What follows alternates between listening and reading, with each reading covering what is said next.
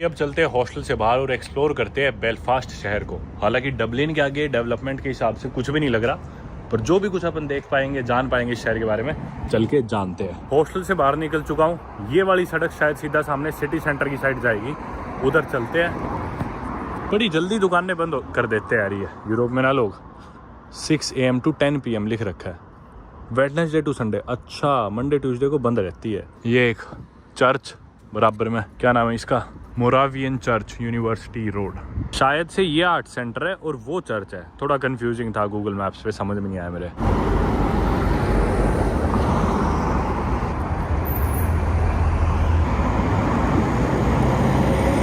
ये रहा ऊपर इनका झंडा नदन आइलैंड का।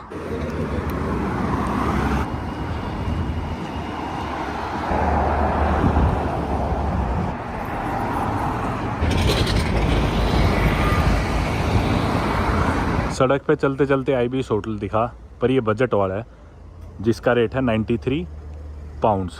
लंदन में भी शहर के थोड़ा बाहर आप देखोगे तो आईबीएस इतने का ही मिलेगा वीकडेज पे, 90 पाउंड्स के राउंड का। तो यहाँ पे लंदन वाले रेट्स है, लेकिन डबलिन से सस्ता है। और हालांकि लंदन महंगा है, लेकिन डबलिन बहुत ही महंगा है, specially when it comes to accommodation.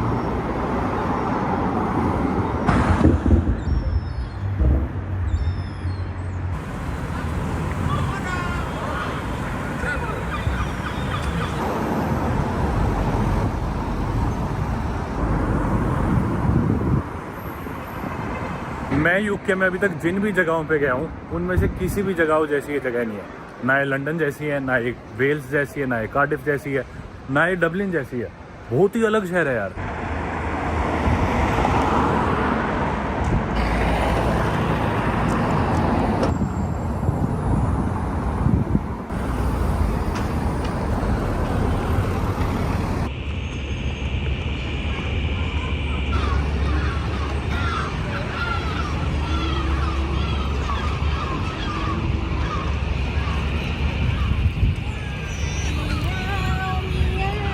ये आ गया बेलफास्ट सिटी हॉल। इसके नज़दीक ही कहीं सिटी सेंटर होना चाहिए। बहुत ही यूनिक सिटी है यार, बहुत ही अलग।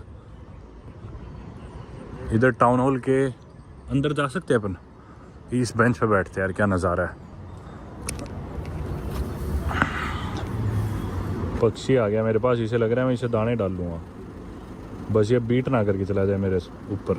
मतलब इतनी हिस्टोरिक सी सिटी लग रही है ये। और बार बार ना मेरे को ऐसा लग रहा है कि हम इसे डबलिन से या रिपब्लिक ऑफ आयरलैंड से कंपेयर कर रहे हैं, तो ये इनजस्टिस है इस शहर के लिए। बार बार ले दे के हम वही डबलिन में ऐसे, यहाँ पे ऐसे। ये मतलब खुद में इतना यूनिक सा शहर है, तो मेरे ख्याल से बार बार इसे डबलिन से कंपेयर करना ठीक नहीं होगा। लेकिन फिर भी एक लास्ट बार ये जानना जरूरी है कि डबलिन से अलग कैसे है शहर। सबसे पहले तो अगर हम डबलिन के रिपब्लिक ऑफ आयरलैंड की बात करें ना, तो वो one of the fastest growing economies है पूरे यूरोप की। पर बेलफास्ट ऐसा नहीं है। और डबलिन शहर की ना इंडस्ट्रीज बहुत बड़ी है, जैसे कि tech industry, pharmaceutical industry, finance industry. In fact बड़ी बड़ी कंपनीज जैसे कि फाइजर, मेटा, गूगल और एप्पल जैसी कंपनीज के यूरोप के हेडक्वार्टर्स डबलिन में है। और इसी वजह से वहाँ पे कॉस्ट ऑफ लिविंग इतनी ज्यादा है। और ये सारी टेक कंपनीज डबलिन में ही क्यों आना चाहती है? कारण ये कि उधर ना कॉर्पोरेट टैक्स बहुत कम है, प्लस वो यूरोपियन यूनियन का मेंबर है। तो यूरोप में बिजनेस करने के लिए बड़ी बड़ी कंपनीज डबलिन को अपना हब बनाती है। पर बेलफास्ट के साथ ये केस नहीं है, क्योंकि बेलफास्ट यूके का पार्ट है और यूके ने साल 2020 में यूरोपियन यूनियन से ब्रेक्जिट कर लिया था। साथ ही में डबलिन बेलफास्ट के कंपैरिजन में काफी बड़ा शहर भी है। डबलिन की पॉपुलेशन 6 लाख से ज्यादा है सिटी की, वहीं बेलफास्ट की पॉपुलेशन 4 लाख भी नहीं है। डबलिन में लोगों के पास सैलरी ज्यादा है, पैसा ज्यादा है, जीडीपी पर कैपिटा ज्यादा है, स्टैंडर्ड ऑफ लिविंग यहाँ से बेहतर है। लेकिन इतनी ज्यादा सैलरीज होने के बावजूद भी डबलिन सिटी इतना महंगा है कि कॉस्ट ऑफ लिविंग भी थ्रू द रूफ है। तो चाहे ये बात सच है कि डबलिन में लोगों के पास पैसा बहुत ज्यादा है, लेकिन ये कहना बिल्कुल सही नहीं होगा कि डबलिन ज्यादा अफोर्डेबल है। और ऑल इन ऑल अगर कंक्लूड करें तो ये कहना गलत नहीं होगा कि डबलिन यूरोप का booming tech and finance hub है। और यूएस के बड़े बड़े टेक जाइंट्स और यूरोप की कंपनीज डबलिन में इन्वेस्ट करना चाहते हैं या फिर उधर अपना बेस बनाना चाहते हैं। लेकिन बेलफास्ट के साथ ऐसा केस नहीं है। इनकी इकोनॉमी अभी भी डिपेंडेंट है यूके पे, और इनकी टेक इंडस्ट्री भी थोड़ी स्पीड पे ग्रो तो कर रही है। लेकिन अगर आप उस स्पीड को कंपेयर करोगे डबलिन से, तो शायद आपको इनकी ग्रोथ कुछ भी ना लगे। तो बेसिकली डबलिन जो आज के दिन एक टेक हब बन चुका है, Belfast on the other hand अभी भी काफी डिपेंड करता है अपनी इंडस्ट्रियल हेरिटेज पे। जैसा कि आप लोग जानते हो कि अपनी शिप बिल्डिंग के लिए बेलफास्ट जाना जाता था, और दी अनसिंकेबल शिप, यानी कि जिसे माना जाता था कभी डूब ही नहीं सकता ये जहाज, तो यानी कि टाइटैनिक, वो भी यहीं पे बना था।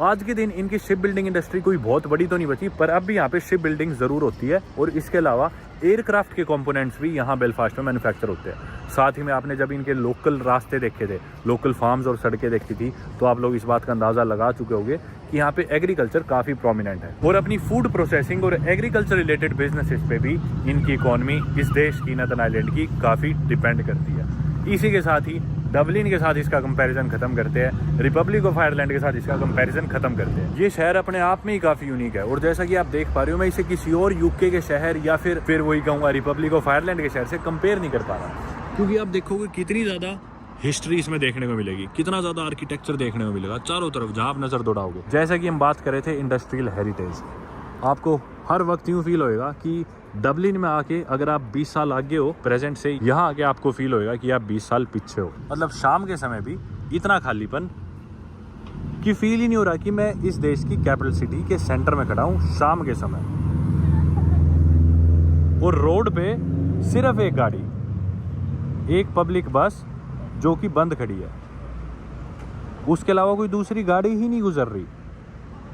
सबसे मेन स्पॉट पे टाउन हॉल के बिल्कुल सामने शहर के सिटी सेंटर में शाम के समय ये हाल है बेलफास्ट में। बेंचेस देखोगे ऐसी लोकेशन पे, ऐसी जगह पे, जो बेंचेस है एकदम खाली, सारे बेंचेस खाली, सिर्फ एक इंसान बैठे, इतने सारे बेंचेस मिला के सब पे देखोगे तो। उस तरफ देखोगे मुश्किल से ही कोई टूरिस्ट या फिर स्कूल जाने वाले बच्चों के ग्रुप्स जो कि शाम को अपना हैंग आउट कर रहे हैं। और ये चीज़ काफ़ी सरप्राइजिंग है मेरे लिए, मतलब इतना खाली इस शहर में आके सही में ऐसा लग रहा है कि मानो हिस्ट्री में आ गया है। क्योंकि इस दुनिया में शहर काफ़ी ऐसे आर्किटेक्चर वाले, इतने ज़्यादा रिच आर्किटेक्चर वाले, लेकिन टूरिस्ट की भीड़ आपको फील नहीं होने देती कि आप अभी भी उस पुराने एरा में हो। लेकिन बेलफास्ट के साथ ऐसा केस बिल्कुल भी नहीं है, आप लोग अच्छे से देख ही चुके हैं। शांति महसूस कर पा रहे हो दोस्तों, शहर के सिटी सेंटर में पक्षी उड़ रहे हैं रोडों पे, बिल्कुल, क्योंकि कोई गाड़ी तो गुजर ही नहीं रही। इतनी शांति क्या आप इमेजिन कर सकते हो यार किसी शहर के सिटी सेंटर में। शॉकिंग है भाई, शॉकिंग।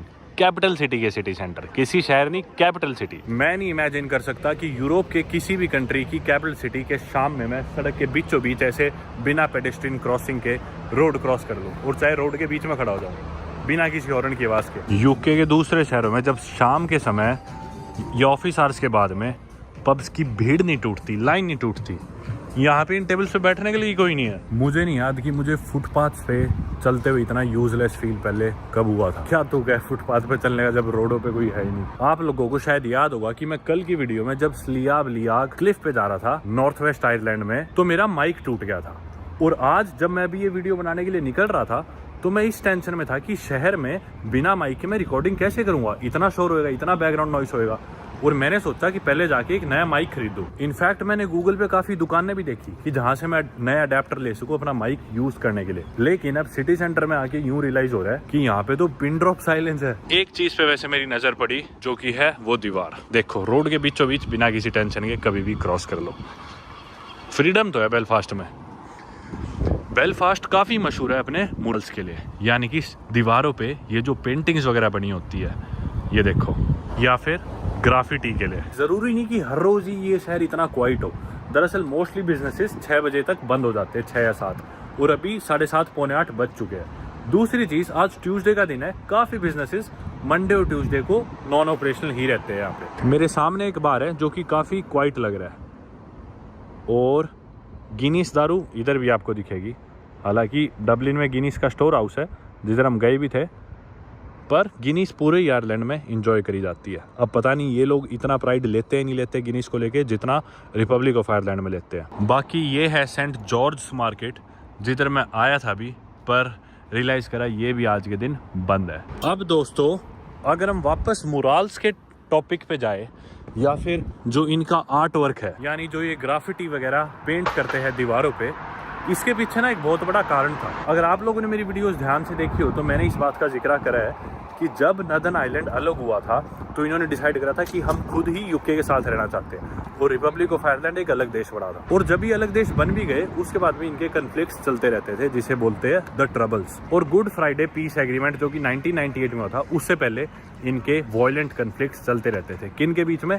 जो यूनियनिस्ट या फिर लॉयलिस्ट थे उनके, जो कि मोस्टली प्रोटेस्टेंट्स थे, और जो नेशनलिस्ट थे या फिर रिपब्लिकन्स जिसमें कैथोलिक्स ज्यादा थे। उनका ये कहना था कि भी नहीं, आयरलैंड तो एक ही देश होना चाहिए, नदर्न आयरलैंड क्यों चाहिए, हमें यूके के साथ नहीं रहना। कारण ये था कि जो कैथोलिक्स की माइनॉरिटी थी इधर नदर्न आयरलैंड में, उनको ऐसा लगता था कि उन्हें ठीक से ट्रीट नहीं किया जाता और हमारी सबकी एक ही आइडेंटिटी होनी चाहिए, आयरिश। तो अपने इमोशंस को एक्सप्रेस करने के लिए ये दीवारों पे मुराल्स बनाए जाते थे और जो भी प्रोपेगेंडाज होते थे या फिर लोगों की आइडेंटिटी या लॉयल्टी या रेजिस्टेंस, कुछ भी, वो सारी चीजें इन मुराल्स के थ्रू यानी कि इन चित्रों के थ्रू दर्शाई जाती थी। इसलिए बेलफास्ट के जो मुराल्स है काफी मशहूर है। इस इलाके में तो मुझे इतना ज्यादा कुछ देखने को नहीं मिले। एक शायद फॉल्स रोड है या फिर शैंकिल रोड है, इधर से मेरे ख्याल 2-3 किलोमीटर दूर है वो, उधर शायद ज्यादा मुराल्स देखने को मिले। बाकी फिलहाल आप लोगों से बात करते करते मैं अगेन की नदी के किनारे रिवर लेगन, जिधर इनके कुछ पुराने से जहाज खड़े हैं। इनकी हालत कोई ज्यादा नई तो नहीं लग रही, पता नहीं ये अबैंडन्ड है या फिर अभी भी यूज होते हैं या फिर ये किस वजह से यहाँ पे खड़े हैं।